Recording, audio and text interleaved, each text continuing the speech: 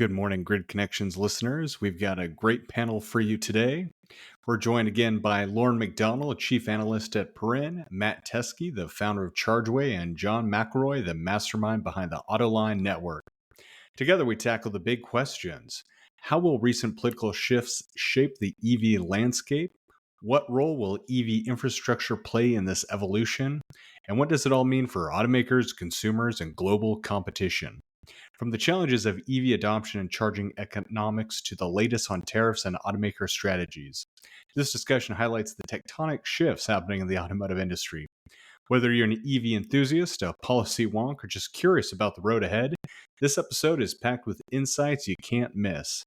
If you find our conversation as electrifying as we do, share this episode with at least one person who would enjoy it as well. And don't forget to leave us a review on your favorite podcast platform. It helps us power up Grid Connections and bring you more episodes like this. With that, enjoy.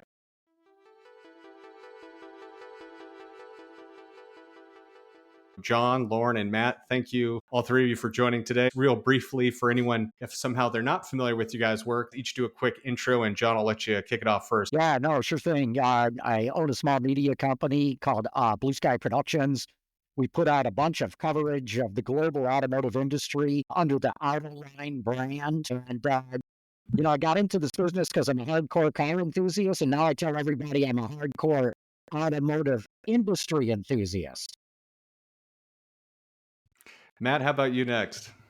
That was perfect, John. Yeah, my name is Matt Teskey. I'm the founder and CEO of Chargeway. It is a mobile app and software company for simplifying EV charging. And so if you're listening, download the Chargeway mobile app to iOS and Android and choose whatever EV you want. Makes it super easy. You can plan road trips, find charging, and enjoy the app. But our goal is to make EV charging simple. And I've been an automotive enthusiast and in the industry for a long time as well. And so I share John's excitement and sentiment about where things are going. So. Thanks, Matt. I was even just using Chargeway yesterday myself. So with that, Lauren, how about you give us a little update? I know you were just recently on the podcast anyway, but just in case no one somehow missed it. Yeah, thanks again for having me on with this esteemed group. But Lauren McDonald, Chief Analyst with Perrin. So some big news since the four of us were last together. My company, EV Adoption, was acquired by Perrin back in September. I joined Perrin as Chief Analyst. And basically, we track all things charging. So we have the biggest, deepest, most comprehensive database about everything from, where the chargers are to utilization, reliability. And I also, from my past, track a lot of things going on with EV sales and stuff. So we're bringing like VIO data together with the charging data to help companies understand where this market is going. Well, thank you, gents. I guess with that, let's kick it off into just maybe looking at real quickly, if everyone wants to just give their thoughts on where they see or what their takeaways have been already for the automotive industry since the election last week. Do you have a little sound clip of taps? Because I think that would be perfect to play right now. Sadly, that might be correct. Yeah. Are you suggesting you thinking it's over? No. I wouldn't go that far, Lauren. But look, this is going to hurt, and it's going to hurt badly, and it's going to hurt everybody that's selling electric cars in the United States right now. And, aside from Tesla, they're all losing big money, billions on it. Right. And this is going to make a very, very difficult job even more difficult. To pull out those consumer subsidies. That was a big allure for people. The biggest complaint about EVs really is they're so expensive. Well, that $7,500 in most cases went a long way to helping that. And taking that away is really going to hurt sales immediately. I don't know this because we saw it happen in Germany already. We saw it happen in China. Yeah, I have a bit of a different take, John. I mean, clearly Please, I want to hear some good news here, man. Yeah, no, it's more in like the level of impact, right? I mean, clearly, it's not 100%, but it's probably 99.5% certain that the EV tax credit is going to be going away, and it's clearly going to affect all of the automakers that make and sell EVs and consumers interested in them. It's going to hurt. I believe, as Elon Musk predicted a long time ago, when he said we should get rid of the tax credit, it's going to hurt the other automakers more than Tesla, because Tesla's brand kind of uh, adds a level of sort of value in it, that so people are sort of, I think, out of the gate willing to pay more for a BEV from Tesla, because that's all they make, right? Where if I go to a Chevrolet dealer and I'm looking at the Equinox and the Blazers, and there's like, oh, there's like a ICE version and there's a EV version, and one costs a lot more. My mental process is I need some help in equalizing the cost between the two, because after all, they're just cars that are going to get me to and from work and stuff. And so I think that tax credit, especially the loss of it, especially for like maybe the under 40,000 vehicles like the Equinox, where $7,500 is a significant percentage of the cost, right? I don't think it's going to have much impact on a $79,000 Rivian, right? Right. Or something like that. Because people that want to buy a Rivian or fill in the blank want it anyway, right? Well, income-wise, they probably don't even qualify for it. Right. Right. And then, of course, we could spend a whole hour just talking about the leasing loophole that sort of gets around all of this. But I guess where I was going, John, it kind of gets at that I did some analysis a few years ago using IRS data around who actually filed for the tax credit back in the days. And as the people on the right spectrum of the political spectrum, conservatives basically were generally right, that most of the people taking advantage of it were higher income, right?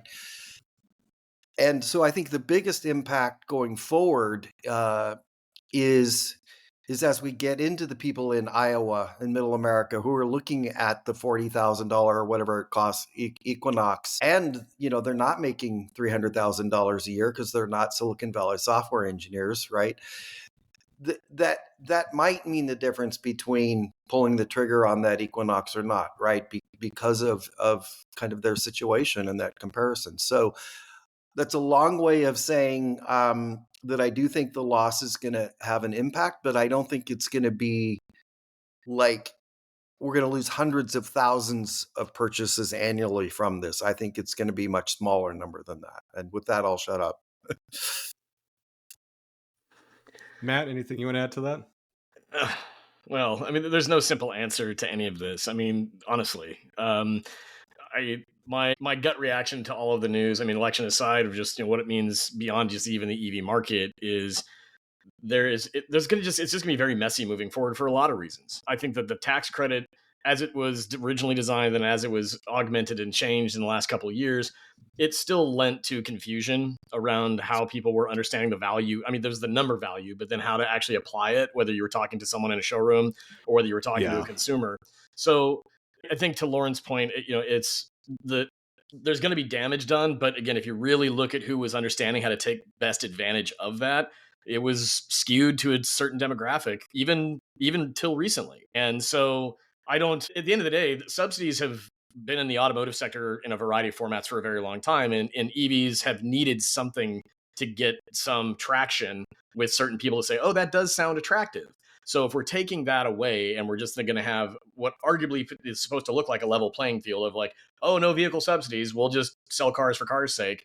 Well, then it gets back to where the other subsidies that people may not actively think about, but that they understand through their wallet, which is on fuel, and that's still there. And so, I think that we've been throwing money at a problem, which is consumer psychology of why they would value buying the EV in the first place. And I think that it was with the best of intentions, but it was never well designed. And I think if it does go away, it is going to then put more pressure on the industry of doing a better job of explaining the value proposition of EVs in general, which frankly, that's got to fucking happen. Yeah. Like that has to happen anyway. So, that's my first reaction to this, but we'll have to see how that continues to play as it relates to is the industry that has made EVs possible and the people on the policy side who have made EVs possible in the last 10, 15, 20 years, are they going to understand how to make that pivot? or are they going to get entrenched into the typical talking points and the typical strategies around what they've been doing, which won't work?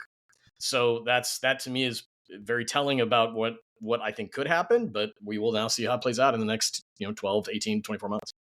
Yeah, Chase, I wanted to follow up on two things that Matt said. One is that I was looking at the vehicles yesterday that qualify for the tax credit, and first of all, it's not very many, right? Right. So Well, and I think when we his talk about the tax yeah. credit going away, it's not like all 100 BEVs and plug-in hybrids qualify for it, right? It's a No, yeah. handful.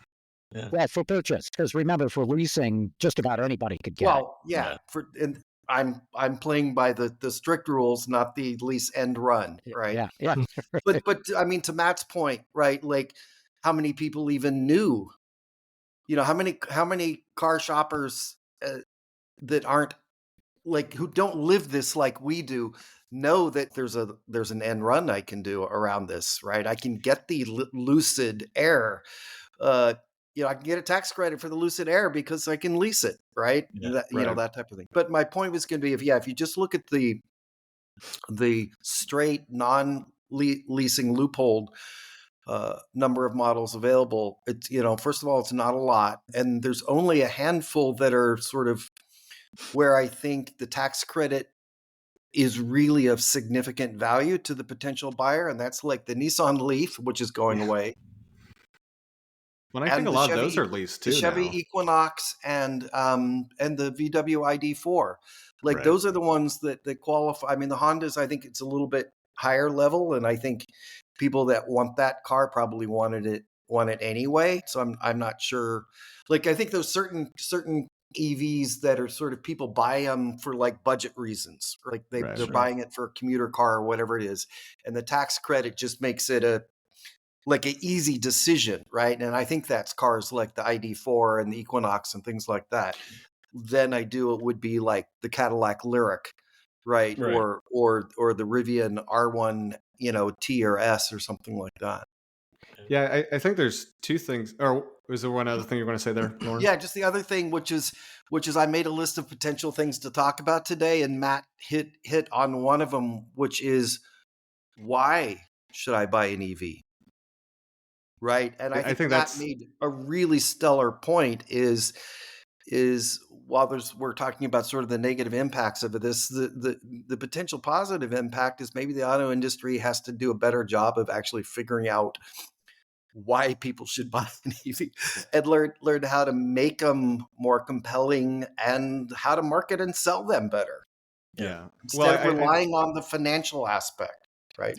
I think one thing to add to that is totally the dealership experience. Like in California and maybe in Portland and Seattle, the dealers know how to make those tax credits work out if they're not doing the lease thing. I mean, I even went to a Ford dealership in Roseburg, and they hated dealing with the tax credit for the Ford F-150 Lightning and the Mach-E, because it's like, well, this one qualifies for half of it. This qualifies for this. We don't even care. We're just going to go push the regular F-150 because that sells. Right. It's a more rural area for sure. But I do think that just adds another layer that makes the sales from the dealership side so much more difficult. And at the end of the day, there's no incentive for most of these salespeople to try and move it. It's like they want to remove as much friction to the sale. And pretty quickly, if there isn't someone that's frugal enough or a tax accountant that's interested or coming in for that $3,750 that only the F-150 Lightning qualified for, they're probably not going to care. And at the end of the day, and I think, John, you've actually covered this pretty well on Autoline, Ford and so many of these Ford dealerships are just reducing the price on them anyway without any of these like actual discounts. That seems to be more effective in getting these sales moving. And I'm curious if either you or really anyone on here knows, but kind of around the topic of leases, I do feel like that has been a big thing. And only anecdotally, I mean, I know some who have done it for like Teslas, and I've known some people who have done it for Nissan Leafs, but it's like it was less than $100 a month or something so cheap it was worth doing. But it seems anecdotally, one of the automakers with their EVs I've heard of being leased like almost exclusively is Kia and Hyundai.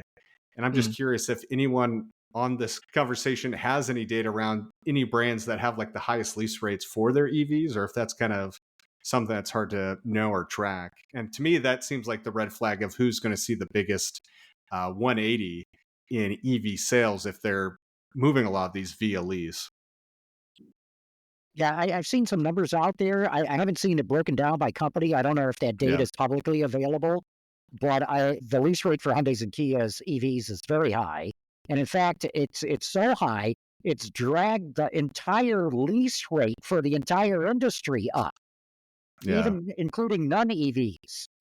Yeah, yeah. Like Chase, like John. I know. I think I can't remember if it was Cox or Experian or who it was, but somebody in the last couple months published some really solid data around lease rates. Yeah, and the percentage of cars and EVs leased is just like gone up significantly. And yeah, and there were a couple of brands. Again, I unfortunately I can't remember which ones they were, where it was, I think it was like 80% or something like that. It Which was is it was wild. it was it was really high. Yeah. I mean, we're on our third Tesla lease, right? Like we've, because I personally believe uh leasing an EV is the better way to go, because they're like an Apple iPhone used to be, where Right. they got really better every like couple of years, right? Now they get sort of incrementally better.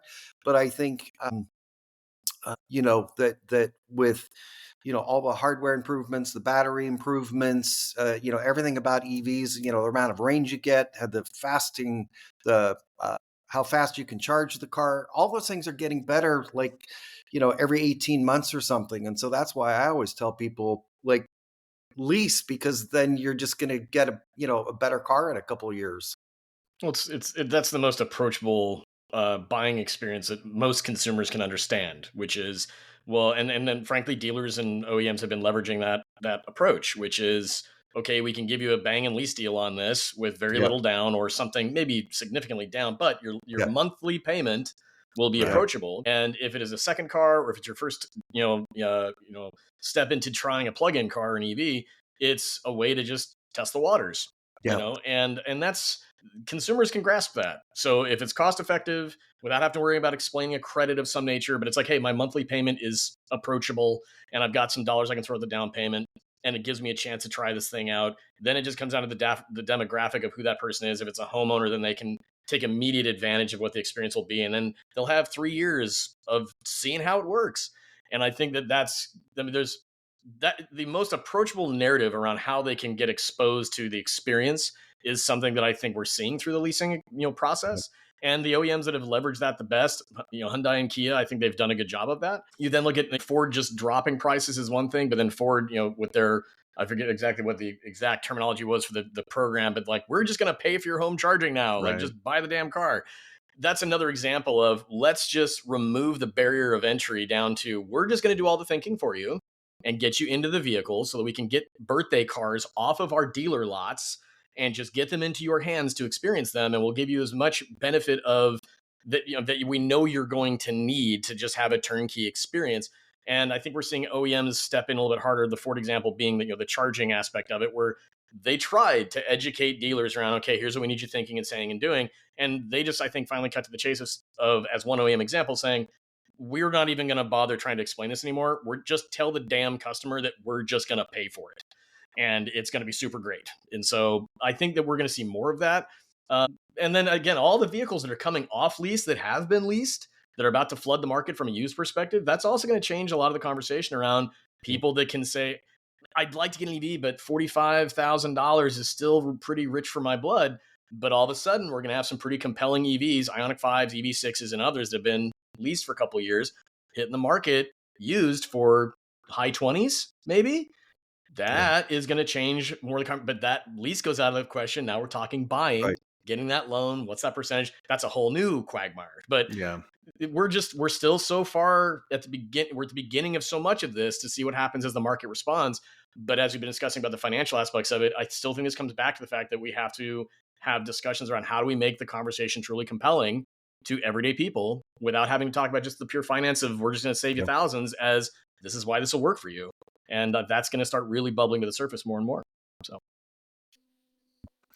I think one of the questions I'm kind of curious about too is how these changes I know this is something, Lauren, you talk a lot about, and then actually, John, like PHEVs and EREVs, as we're kind of going this conversation on what that's going to be like moving forward in the product positioning of those and like the actual adoption. And I think there's a few other things I want to talk about, but I think just given the theme we're discussing at the moment, we might as well kind of talk about it anyways. Like what you were talking about earlier, Lauren, like why buy an EV, or like how do you position this? And I think you're going to have the same challenges with any version of electrification right now with these products, except for regular hybrids, right? Like I'm gonna, preach the Teskey philosophy, which is, consumers don't have to change anything about their behavior with a hybrid, right? But you get, instead of 21 miles per gallon, you get 35 miles per gallon, right? The only change in your behavior is you go to the gas station fewer times, right? right? But you don't have to install for, $1,500 total in a level 2 charger at home. You don't have to learn how to plug in and download apps. And unfortunately, you don't have to learn how to use Matt's ChargeWay app, right? Not much to learn. Yeah. Oh, but Pretty easy. it was just a joke, right? Like, yeah, you don't need all these other things. You don't have to learn all these new behaviors, right? So yeah, I mean, that was sort of my my take on the Trump and Musk win, is that hybrids win, right? I think the net of all of this is that we're gonna see a lot more emphasis from the automakers on regular hybrids, and consumers going, oh, I get that, right? Well, it doesn't challenge. Yeah, to your point, it doesn't challenge anybody. Yeah. I mean, the sales process is: you want to save money on gas, buy that thing. Anything else got to change? Nope. You'll just save some money. Yeah. But to your point, it's like the experience doesn't at all change. Yeah. So, and Toyota is making the decision even easier because they're increasingly only making hybrid versions of their models. right. Yeah. So Yeah. they're taking that decision away in many cases. It's just the election and everything that happened, I think it's really an indictment on how we communicate as an industry, but also just in general within our society. Is, what is it people understand? It's you gotta keep it simple, and you can try to say that was done on, from both sides of the perspective, but in reality, it just, you go all the way back and, to when I was basically born, and you got, the Reagan approach to like, just be happy. Like, Carter made you try to think. Don't worry about that. That's bad. Just be happy. And if you're happy, well, hey, you'll be great. And that's all we're seeing still.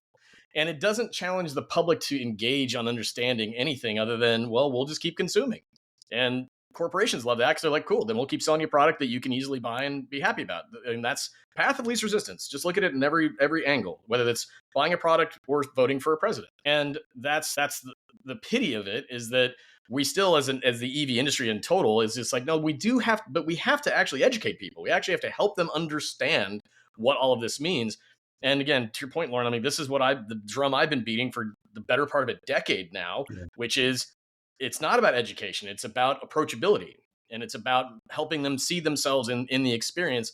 And that includes the B2B side, the industry side. That includes the consumer side of saying, I understand what you're presenting to me as an option. And to me, the election was just a ringing of a bell to say, yeah, if you want people to buy in, don't make them think that hard. And that's where hybrids, as your point, is like, yeah, Yep. no thinking there. So how do we then change that conversation? Is like PHEV, EREV, and like acronyms abound. Gee, can we please just fucking stop? Like, it doesn't sell. It doesn't make sense. Stop it. Is if someone is staring at a gigantic piece of metal with 4 doors and 4 wheels and a steering wheel, and you say, this runs on one fuel that is liquid, that one runs on 2 fuels, this is a liquid and this is electricity, and that one runs on 1 fuel, which is electricity, that's where you start, because that's the user experience change. And I'm going to say that, I think, until I'm dead. And I don't like that, but I think that this election cycle just proved we have to understand and appreciate how the vast majority of people are thinking. And that's not just to say that like 80 million people voted for Trump and 70 plus million people voted for Harris. Even within that swath of people that voted for Harris, that wasn't that they were thinking about that they understood certain things. That was more of an ideological position, saying I didn't really want to vote for Trump for whatever reason. And we still have to understand that most people are not, to your point, Lawrence, like people are in the weeds of this like we are every day. And we just have this sometimes as an industry, we just kind of keep bouncing around inside of our bubble, rehashing the problem. And we have to get outside of that bubble. And if we don't, we're in trouble.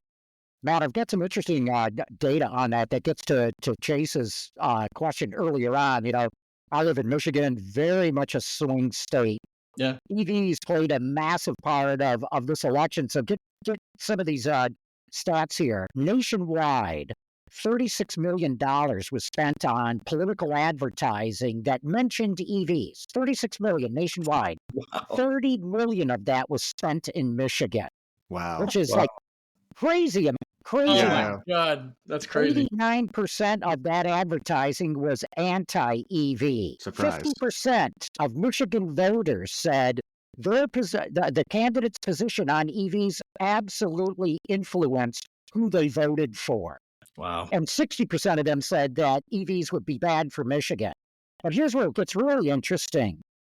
Kamala Harris never fought back against any of the anti-EV stuff. In fact, she barely even mentioned EVs in her campaign. Yeah. Here in Michigan, we had an extremely tight race for Senate. There was a guy named Mike Rogers, very anti-EV, running against a woman called Alyssa Slotkin, who's been very nuanced, pro-EVs, but for the message in Michigan was, look, we need to do these, and I want these jobs in Michigan. So that was her position. But she fought back against it. Harris got clobbered in Michigan. Alyssa Slotkin eked out a very narrow win. And I'm not saying it's all because of that, but she fought back against the anti-EV stuff. And it absolutely had an influence in the outcome. Yeah. Well, and it's interesting about how all of the irony of Musk being just effectively co-president now, or whatever they're calling him, because he's now living in Mar-a-Lago, for crying out loud. It's such an interesting, again, people's brains that are breaking inside of the EV industry, that if you rewind 5 years, or especially 10 years, and if you said, oh yeah, in the 2024 election, like Elon is going to be all in for Trump, you'd be like, what? Like how? Well, I think 10 years ago, people would be like, wait, Trump's running? Well, wait, he's running again? He was president? Right, yeah.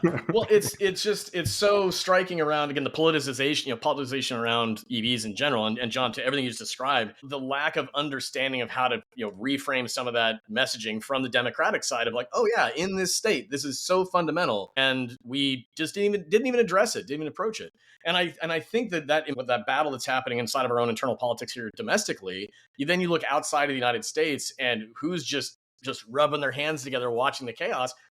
China and others are like, you guys keep having this problem internally, but we're going to keep moving ahead. That's just the pity of it, is we're so good at fighting with each other, we're not recognizing what's happening outside of that's going to directly impact industry and our lives for decades to come. It's very short-sighted in that respect. But again, the simple messaging wins. Don't make them think.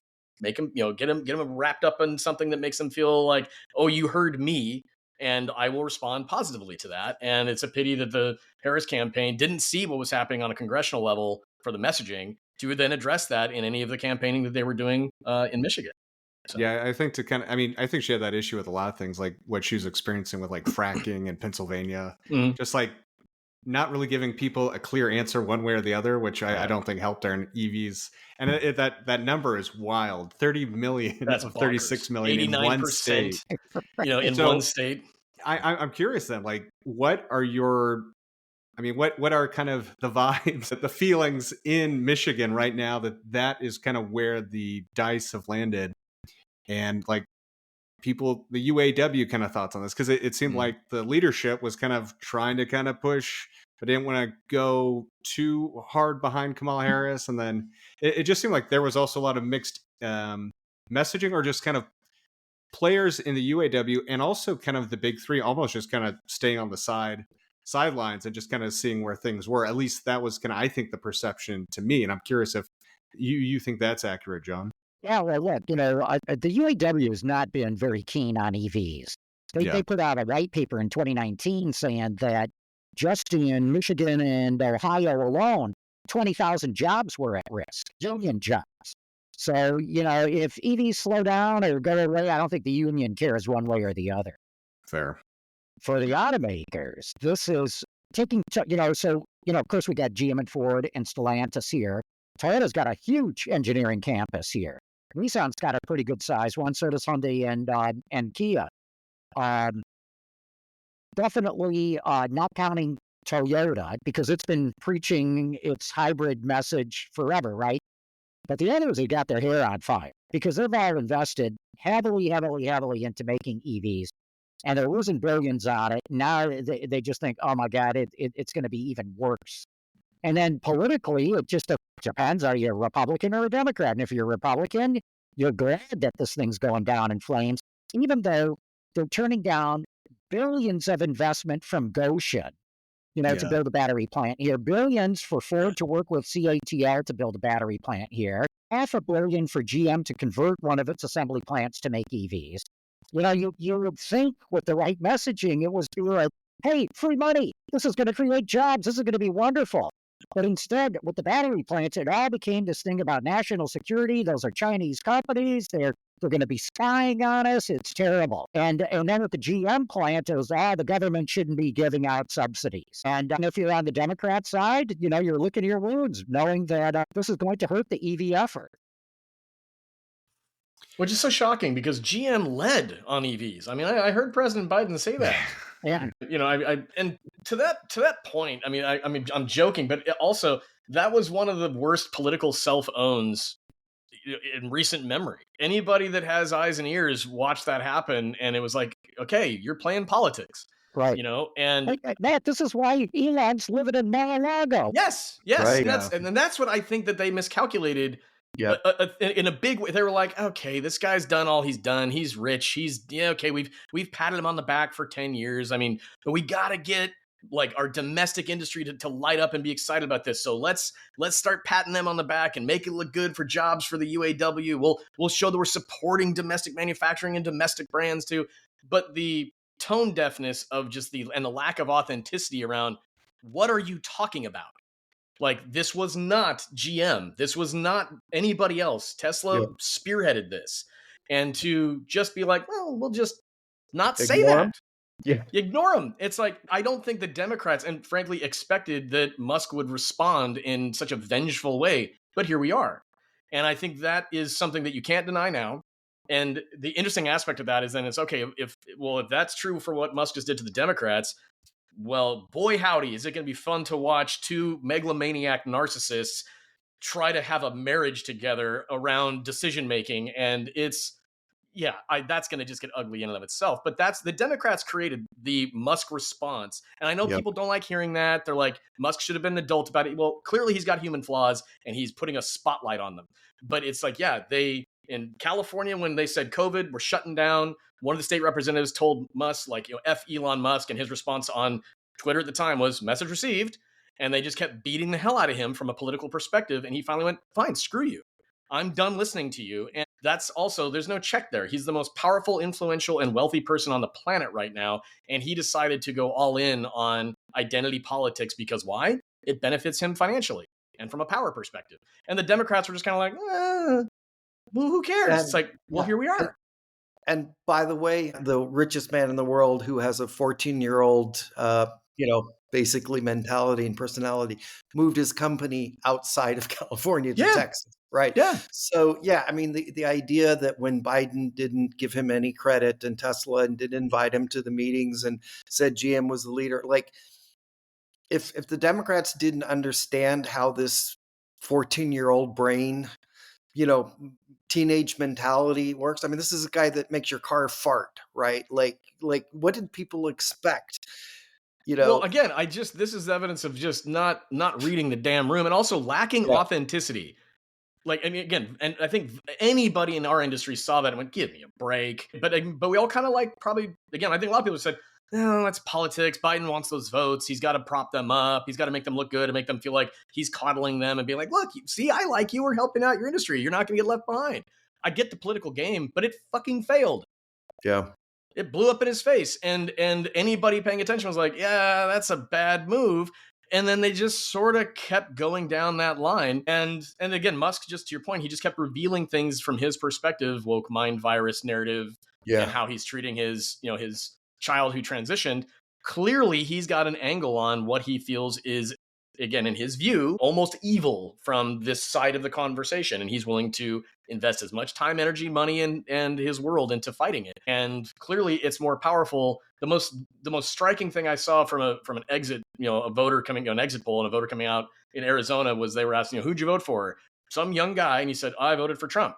And they went, oh, really? Why? He goes, well, I was kind of up in the air. I was waffling between Harris or Trump. And frankly, Trump went on Rogan. And I thought if Harris didn't go on Rogan, she's got something to hide. And you just kind of go, oh crap, like you're not thinking about it any further than that. But frankly, that's, I mean, how many times do we talk about the narrative that comes out of, certain places and angles where you can tell they're just kind of blowing smoke. And that happens on both the left and the right. But if that's the depth of which someone understands what's going on, and that's what they're willing to think of, Harris was invited to go on Rogan, and they said, that's a 3-hour flight. He wants her to come to Austin. No, that's not worth our time. And then you hear something like that, and you go, again, you're not paying attention to how the narrative is being created, and it's a pity. So, I think this will be the kind of last thing I say about the election side of stuff. But I honestly thought like this whole election cycle, he had it. I think that's what was so interesting to me was there were so many places, and I mean I live in a pretty liberal area, and I've never seen Trump signs out. I'd be walking around, I'd see Trump signs. There was just a whole, and I think it totally goes to what you're saying. Where like I think she was dealt the worst hand in political history of trying within 100 days. It doesn't matter who you are. You have to 100 days for the American people to find out who are you. And she has unfortunately, all the negatives of being the incumbent when you're a vice president who also just doesn't really have power in general. Yeah. So it's like, I really did not think she had a chance to do it, even with all of that. And I think once again, like with this, it is just messaging. I think they just could not get the right message to the right people. And even then, I just think the message they were putting out there was really, it would change with the week. It wasn't a strong message. Well, if you look at the vote turnout, 9 million Democrats sought out this election. 9 million. Yeah. And that's it in the nutshell. One thing I'll say about that I think is really interesting is so many people voted in 2020 because there were mail-in ballots and people were still locked in COVID. And I do think that because if you actually look at like the last, I think it goes like back 20 years, every presidential election, it goes up by like a few million people are voting.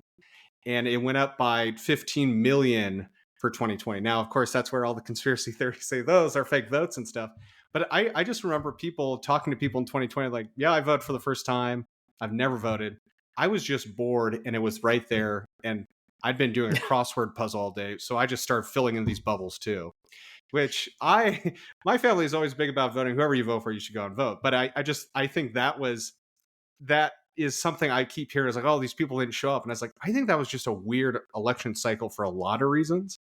And I don't think that there was like 15 million people got out of their seats. I mean, it had never been easier to vote just because so many people are dealing with mail-in ballots and stuff in a lot of other states that normally hadn't. That I think that's part of that trend that people are talking about post-election, that there was this big plunge. I just think it was more people had access. It was never easier for more people to vote in that election cycle to vote. And maybe that says something on a whole different topic. But to me, I don't know. I'm not sure that is necessarily the right thing the Democrats need to look at. I think it truly is just really bad messaging. Well, 100 million people that could have voted this election cycle didn't. Yeah. That's always true. Big number. All right. So this is not a political talk show, but now we've become one. I'm just kind of curious on the panel's thoughts around what this will mean for Mexico and Canada. We're going to see even more companies building here in the US, or it's just we're going to have to deal with more expensive cars in general, and tariffs be damned. Yeah, it remains to be seen what Trump actually does, right? He's threatening all this tariff stuff. So let's see what he actually does and how. But vis-a-vis Canada and Mexico, the USMCA is up for revisiting in 2026. Nobody's waiting. I mean, they're already negotiating right now as we speak. And both the U.S. and Canada are, zeroing in on Mexico. They don't like this idea that China is going to put all these plants up in Mexico and start shipping all kinds of things. I'm not even talking cars, beyond that. And they don't like that idea. In fact, this is why, Gina Raimondo, who runs the Commerce Department in the Biden administration, came up with this idea, of somebody on her staff. Why don't we ban all Chinese cars, connected cars, that have Chinese hardware and software? And that's going to be a far more effective way of keeping the Chinese out of the American market than tariffs are. Yeah. But that's where the focus is on right now amongst the automakers, and the new Trump administration is putting the heat on Mexico to slow the Chinese down, not let so much into their country. And especially when it comes to cars, batteries, electric or not. Yeah, and to follow up on that, John, I've been seeing some articles about that Mexico is saying, all right, if you're going to make it difficult for companies that are setting up shop in Mexico to export to the U.S., then we're going to retaliate with tariffs and trade wars and stuff like that. Somebody told me yesterday, you don't do that with Trump. If he threatens you, you don't threaten him back. Look, the U.S. is we have far more leverage over Mexico than they do of us. I don't know, avocados. I think this was bravado on the part of the Mexicans. But, yeah. We'll get them to pay for that wall any minute. Yeah. So I don't know. I mean, honestly, like, this is, as an American citizen, I hearing us talk about all this, and most people, again, they're not actively thinking of it, but the impact of how all this will start just trickling down. If there's one trickle down thing that's going to happen in the United States of America that isn't money, it's going to be the impact of all these decisions. And then how does that impact everyday people's ability to just, again, have access to product, what the cost of those products are going to be, et cetera. And I think that to your point, John, like the bravado of Trump, like, oh, I'll threaten you, you threaten me back, I will up the ante on the threat. And that's part of what some citizens said. I like that. I like the fact we're going to put somebody in charge who backs down from no one. But at some point, you have to have a nuanced understanding of what the ramifications are of that continued escalation, right? And he doesn't even care, because he's not looking at this from a public service perspective. He's looking at it from a, how are you making me feel perspective about my image of myself. And he doesn't care how that impacts people, and whether it's industry or individuals. And that's what's most concerning, and from my perspective, is that we can talk about all that all day, but then what is the end result? And that's where we have an uninformed and electorate that, again, they just didn't see that that's what was going to happen if they put someone like him into power. No, I honestly think that, the decision to say if it's anything Chinese part related, then the current administration is focusing on, as you described, that's cutting with a scalpel, not with a butcher knife, of understanding how to approach these issues. But we're not, again, if that gets thrown out the window moving forward, it'll be very, very interesting to see what happens, and then again how that impacts citizens as a whole. So.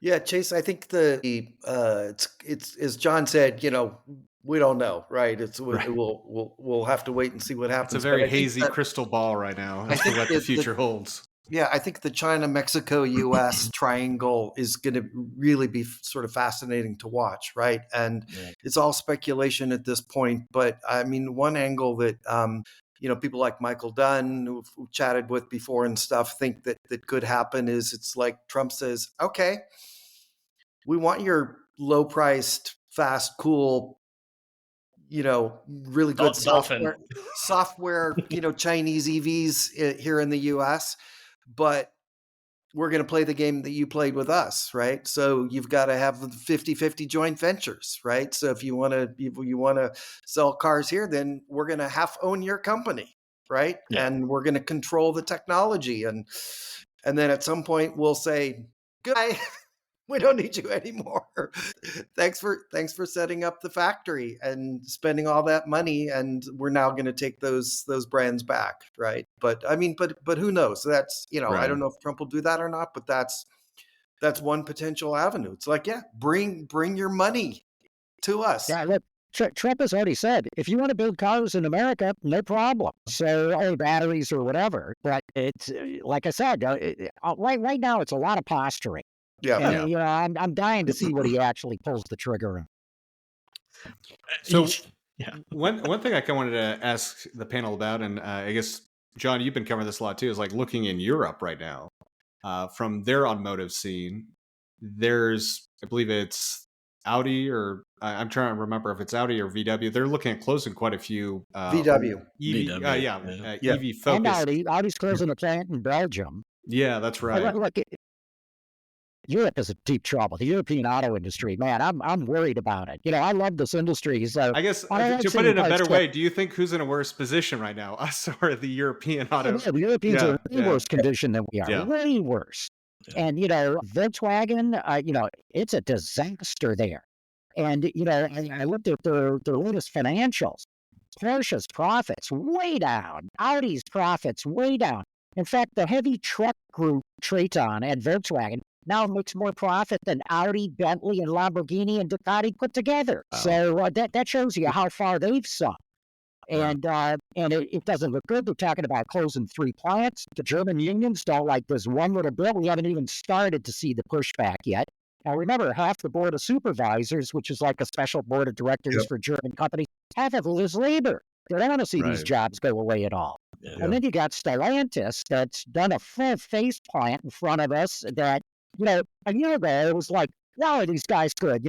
Highest profit per unit for any non-luxury brand, highest operating profits for any fairline manufacturer, and blammo, today, what a mess over there. And plus, the European market, the U.S. market is 2 million units below pre-COVID levels. Yeah. The European market is 4 million units below pre-COVID. And now you've got all these Chinese racing in because remember, the tariffs don't apply to PHEVs or gas, it's electric. And so they're racing in to see what they can grab on it. And, countries like Germany that has a lot of trade with China, they don't want to pick a fight with China, and neither does Spain. But the French and the Italians are like, no, we got to keep these guys out. And it's going to be I would not be surprised to see Volkswagen. I don't think Volkswagen and Stellantis will go out of business, but they're going to come out of this severely crippled. So go ahead, Chase. Go for it, Matt. Well, just the discussion of the relationship between Volkswagen and Rivian as an example about where that what I read this morning is they have like a 20% stake or something into that ballpark of what the Volkswagen relationship is now with Rivian, and the final conclusion was this is a marriage that's just going to happen. Like it's on the pathway there. And that, again, it bodes well for Rivian. Maybe that's the lifeline that Volkswagen needs to pivot that, as an organization, how they can be thinking about what their connected car looks like, what a software-based car looks like. Cariad it can just kind of never got anything going. So if they can actually make some of those strategic pivots, maybe that's the lifeline. And some of these, collaborations that turn into, something bigger is what we could see come out of that for some of the European brands. But yeah, again, no crystal ball. We're gonna have to see how this all starts to play out. But to the point about the Chinese and how they can come into market on PHEVs and just even other vehicles that don't have those restrictions, yeah, it's going to start eating the lunch of some of these companies that just weren't prepared for how fast the Chinese were ready to do it. And that's, I think, what's been most interesting. So I'm kind of curious. Are there lessons that can be learned from the European situation? Is it that more of these need to be built in the U.S., or is that kind of the room for tariffs to prevent this kind of issues, or what do you guys think? The Europeans have been too accommodating for the Chinese. Before the Chinese even got in, they had massive overcapacity in Europe. Millions and millions of units of overcapacity. You've got Fiat that doesn't make any money at all. You've got Jaguar. I don't think they're going to make it to the end of the decade, Jaguar. Yeah. You've got just a lot of operations, Seat, Skoda, all the branches of the Volkswagen group that really don't make any money at all. And they've been too accommodating, in my opinion. to the Chinese. It should have been, whoa, wait a minute. We don't want to see, these plants closing down that tear down these communities as they lose their tax base and all the desolation and hopelessness that follows with that. But the big thing is, like I said before, the European market sales wise is so, if they were at our level, if their sales were up a couple of million units, that would solve a lot of problems.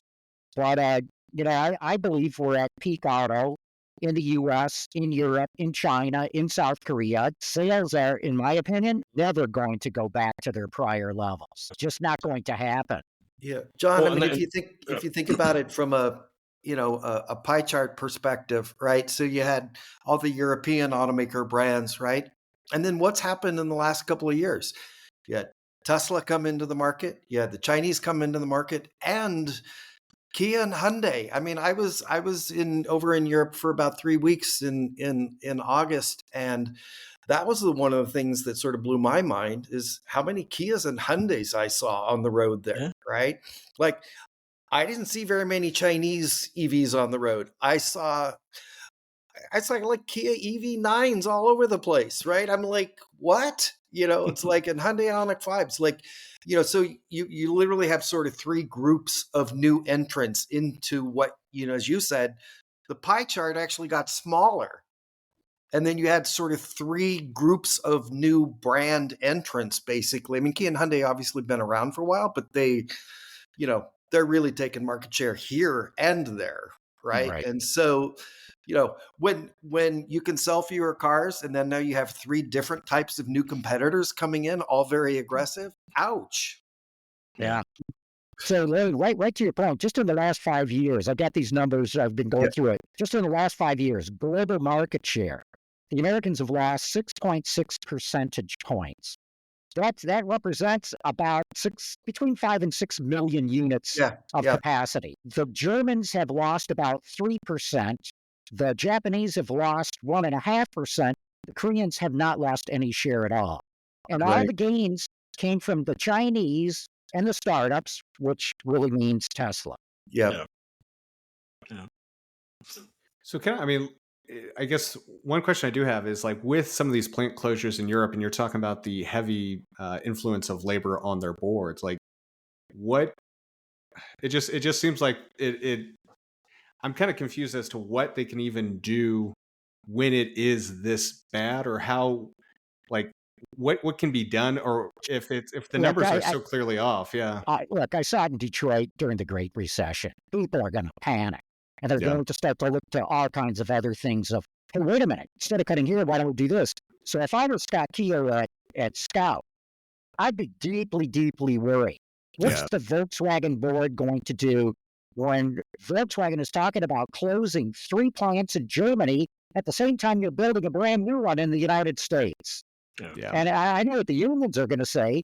Stop that plant in America, build those damn vehicles in Germany. Yeah, they weren't particularly happy about the $5.8 billion that they gave to Rivian either. It's like, wait a minute. You're getting rid of us, but you're sending a check over to the US? What am I missing? It wasn't 5.8 out the gate. I think it was $1 billion out the gate, and there was like some hooks on like the rest of the funding for how that would look over time, if I understand it correctly. But no, you're exactly right, Matt. But Lauren, you're right. I mean, it's going to be, you're losing all this money, and you're paying the startup that, by the way, is losing all this money. And you spent 10 billion euros on Cariad, and now you're spending 5.8 billion for Rivian to do exactly what Cariad was supposed to do. And so, and the unions very rightfully are going to say, we're paying the price for extremely poor management decisions. Just the end game is there has been poor leadership across the board, and again, that's true in Europe and it's true in the States as to how they've responded to various things. But Europe's in much deeper water. And Chase, your question, I'm just kind of like, so what can they do? What are they going to do? Right. Some of this is too far gone. Yeah, and to John's point about the panic is, that's going to start hitting. But then if you've already got poor leadership making these, the lack of understanding of the strategic decisions for the long term and how the impacts of these things are going to start, affecting them not only just regionally but globally. then how's that panic going to resolve any of that? It's going to be ugly. There's no But easy. I will say, I will add this. The old saying, a crisis is a terrible thing to waste. And they're hitting a crisis. And I'm telling you, the crisis of the Great Recession in Detroit was one of the best ever things that happened to the city of Detroit and to GM Ford and the old Chrysler Group. They got rid of a lot of bad things. Lot of bad things. They got rid of the jobs bank. They got rid of retiree health care. They got rid of fully defined pensions. And I know to the workers that's not good news, but these were the things that were dragging GM Ford and the old Chrysler Group down more than anything. And they were able to get rid of that. And they instantly became more competitive. Now, the question is, will Europe be willing to take that kind of drastic action? Yeah. I mean, what we did here in Detroit, that's the American way, right? You Right. grab it by the neck and chop the head off. And I'm not sure that Europe's going to want to be able to do that. Well, No, I think that's right. You're not Culturally, taking I think that's right. Yeah, sorry, you're not taking my 5 weeks of vacation away, right?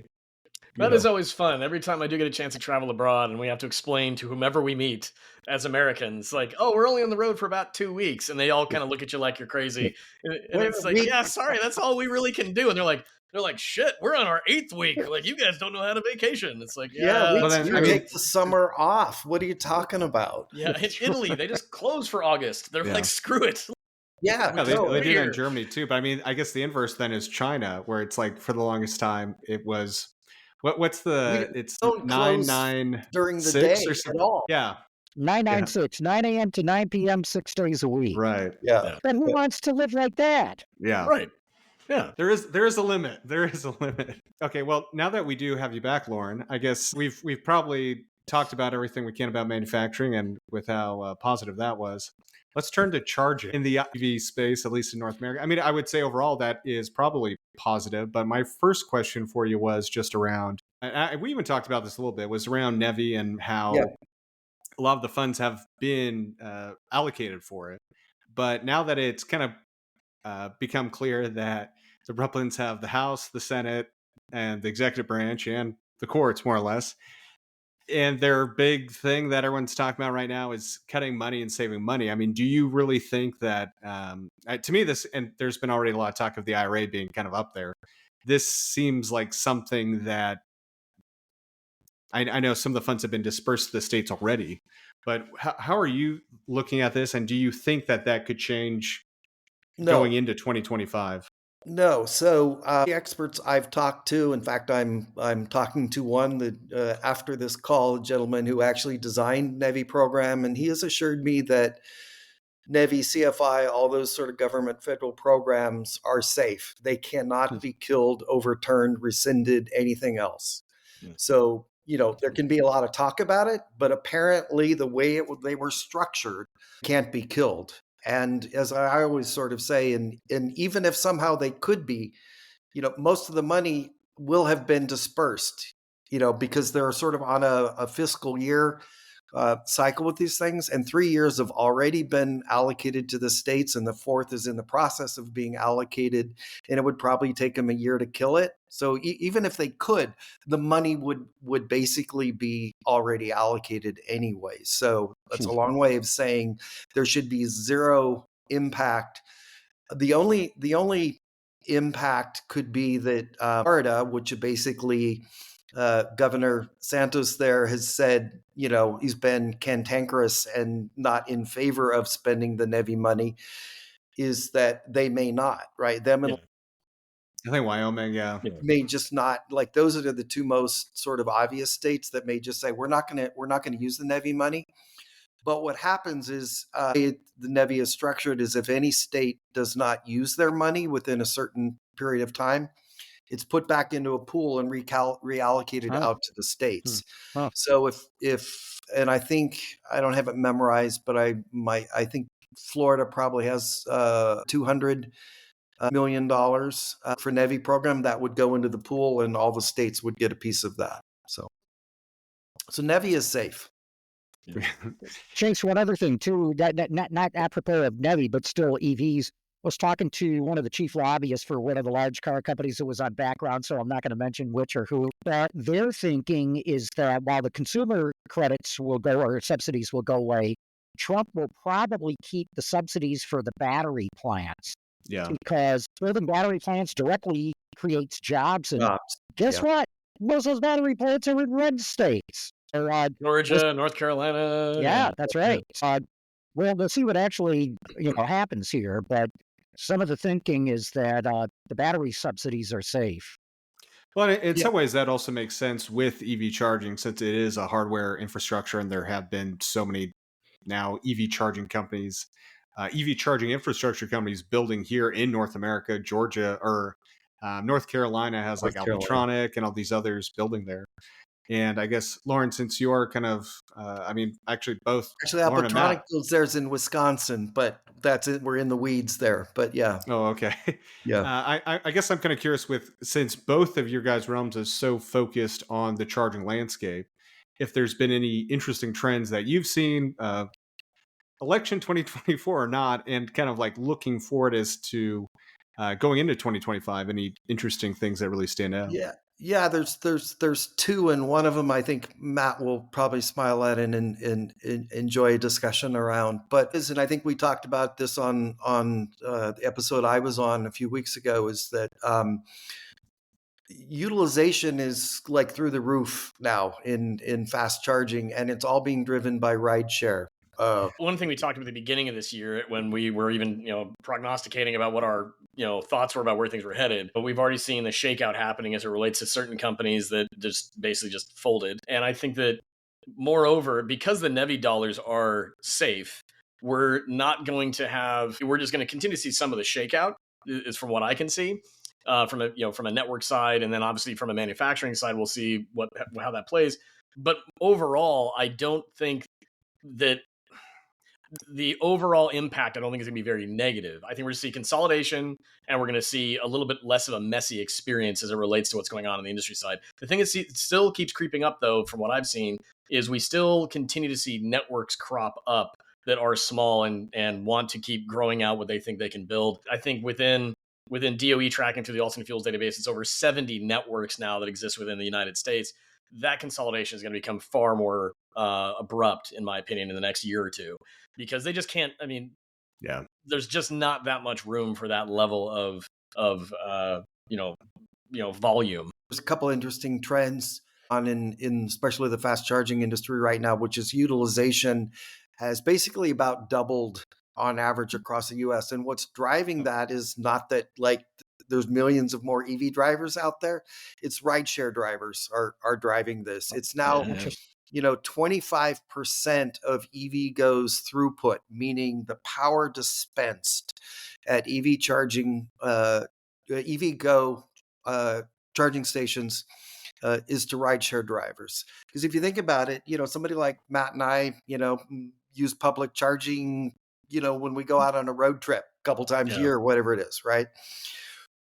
Rideshare drivers use sometimes 3 times a day, 6 days a week, right? And so the charging networks now understand this, so they're designing and building and locating their new fast chargers like near airports and in certain locations where they know. There's a company out of New York called Revel that many of the listeners have probably heard of, that started off as a rideshare company.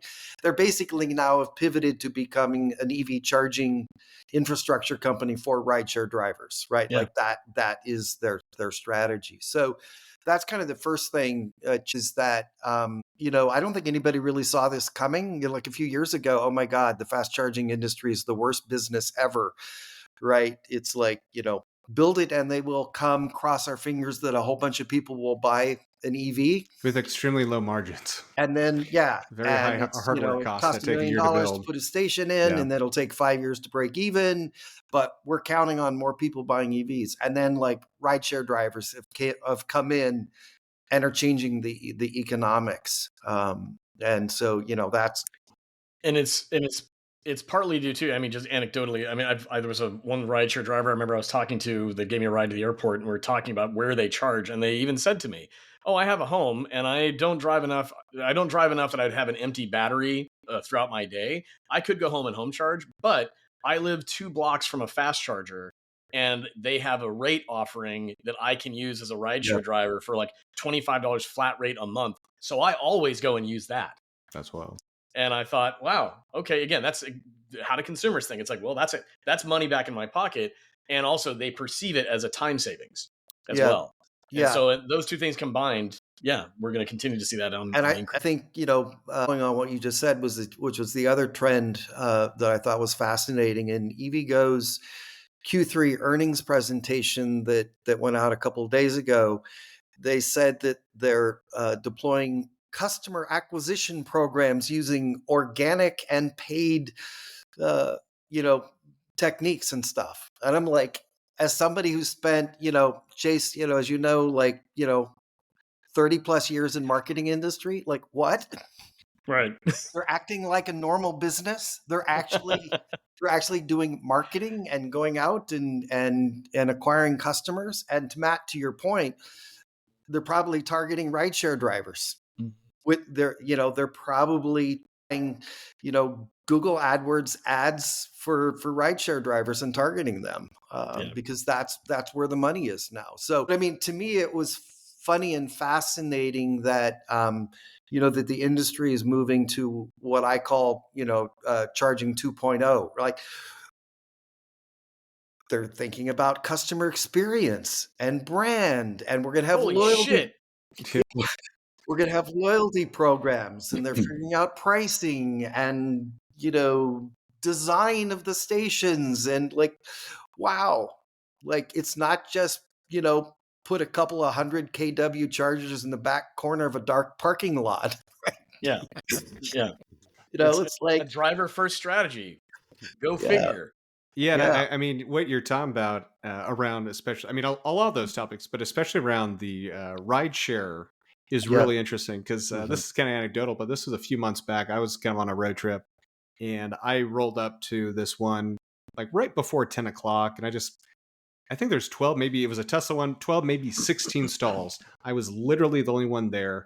I plug in and I call my wife and I start talking. And then also like, it looks like I didn't know if it was like a local Tesla group, if there was like some EV Fast the Furious thing going on or what. There's just this mob of lights in this empty parking lot just all of a sudden start coming and they all pull up to the charger. I'm like, what the hell?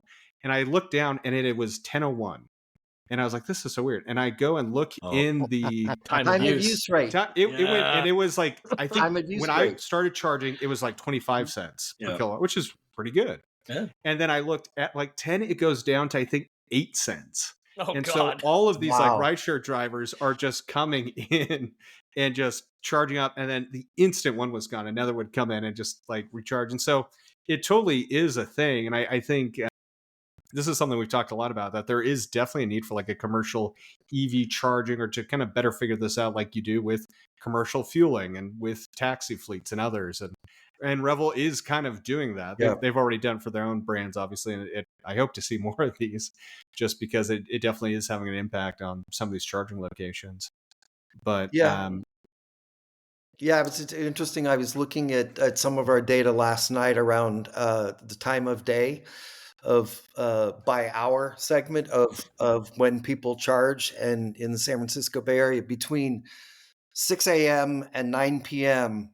there's a little bit of up and down, but it's basically flat. Like it's a sort of, that's when everybody is charging. And then, outside of those hours. So, one of the things we're going to start seeing is what I'm calling prime time utilization, right? That in many urban locations, it's going to be basically 80 to 100%. Like there's going to be no capacity to grow the business during those sort of prime hours during the day.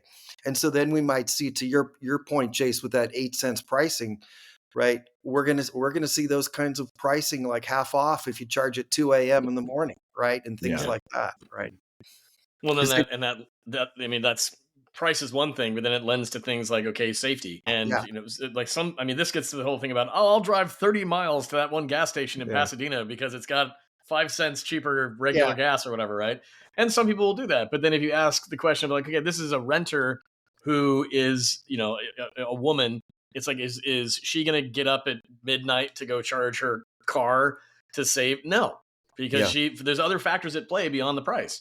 So there's all these little things that are, again, but we're seeing better deployment around that for better station design, site location, things of that nature. But it's not universal for how people respond to those benefits, because some people will place other value on top of money, which includes things like safety and other things like that.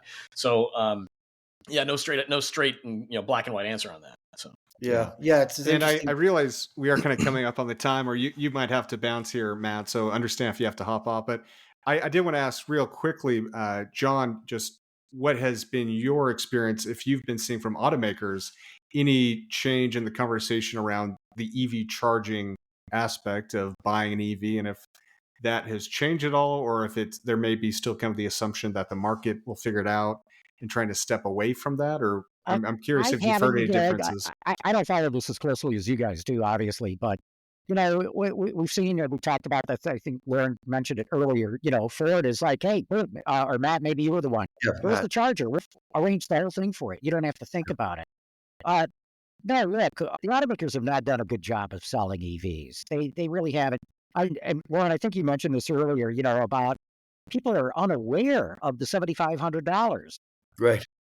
3750 times 2, as somebody described it more accurately. Judy Power said, and I can't remember, it was 40 or 60, either 40% of the car buying public is unaware that this money is available, or 60%.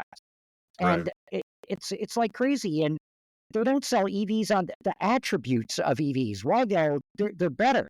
They just are like, oh, this one's EV. You want to buy this because it's an EV. And they don't show the performance aspects. And I don't mean like, going plaid mode or ludicrous mode or things like that. I'm talking about a normal everyday person driving down the freeway and they got to get over and they see an opening with electric. Boom, you're there. There's no mash the pedal and the butterfly throat opens and the injector chute and the fuel and the engine revs up and the transmission downshifts and the engine roars and then you get over, It's like, boom, I'm there. And guess what? You only barely have to touch the throttle pedal to get it to do that. So a lot of people feel much more comfortable with it. It's what I call eager response. And we always had eager response with, good responsive ICE engines. But all EVs are like this. And it's quieter. And the fact that you can charge at home and never go to a gas station again appeals to a lot of people, especially to women. And you don't see any of that in the advertising. It's, come from the early days of serve the polar bears to this is an EV, so you're cool if you have it. And, all I'm getting around to is a long-winded answer for you here, Chase, but they haven't talked about the good aspects of charging. How your screen will tell you exactly where to go and if there's a charger available for you to use, or if it's not working or whatever. There's been none of this education on the part of the car companies for the public. It's true. I mean, when GM had their EV Live thing that you could call into, and they would have someone who would walk you through and talk to you about it. I did it 3 different times and played dumb the whole time.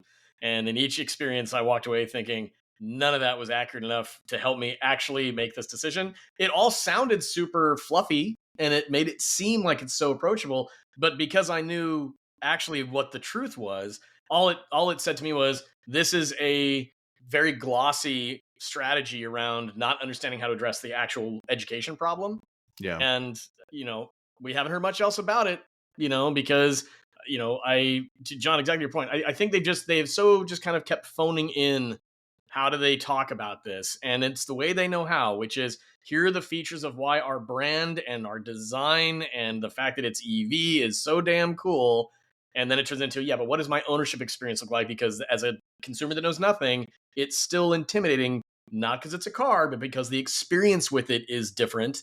And then what does Matt always say? And it's the damn fuel that's different, not the car itself. And they fundamentally do not know how to address that in a way that is approachable. I think just to kind of add to that, it reminds me of a couple of things, but I remember Mary Barra or whoever, maybe it was Royce, when GM was doing one of their big EV things, and they're like, well, Tesla is the Apple and we're going to be the Android of the EV space, which if anyone that's been in the tech space, like, I don't know if I want that.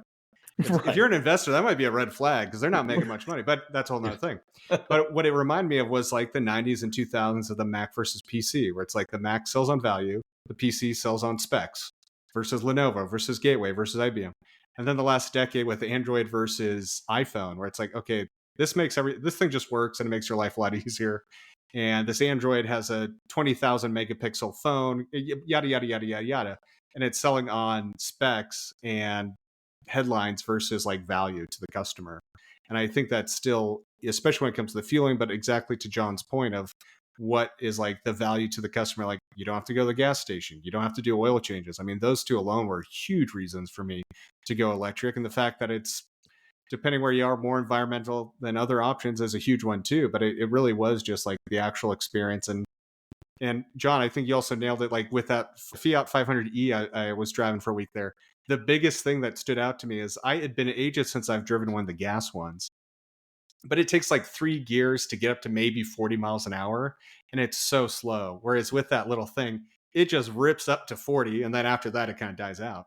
But at least like getting up to like speeds and around town, it just was so much easier to drive and experience than having to deal with like, okay, am I going to get across this intersection or am I about to die? And it just really changes what it feels and like even makes driving in a lot of ways more fun, especially around town. But yeah, I realize we've kind of gone over our time and we haven't even talked about autonomy, but since I guess Elon Musk is president, it'll just become federalized. So problem solved there too. Yeah, well, my wife and I have had that free trial for full self-driving in for 30 days, and my conclusion is the technology very fascinating in the sense of like, wow, they actually accomplished a lot of really cool stuff with this. Yeah, totally. But at the end of the day, if you actually turn it on and try to go to where you're going, the last thing I want to have is what feels like an 85-year-old person chauffeuring me around that is really scared at an intersection. It's like, yeah, I don't want that. I'll say it has gone remarkably better, but yes, it's gone from like maybe a 15-year-old learning to drive to now it's an 85-year-old. Yeah, we skipped over one generation. I know what I'm doing, yeah. But I'm a little scared. Yeah. But it's still better. But it's amazing technology. Yeah, but it's totally. not it's not the promise of what like the Wii Robot event and all that other stuff. It's like, still got a little ways to go. Robo taxis will solve that. I'm like, what I want is high speed rail or better mass transit locally. Like I don't need a bunch of robotic cars going around like that. It's like you go, no, you go, no, you go, no, you go, no, you. It's like, come on, like what do we do? Yeah, we'll see what happens there. That might be another couple of administrations out or decades. On that positive note, I just want to thank you all for hopping on again, discussing all this and talking about these topics. Great, well, thanks, Chase. Great, thanks for having us. Thanks for the invite.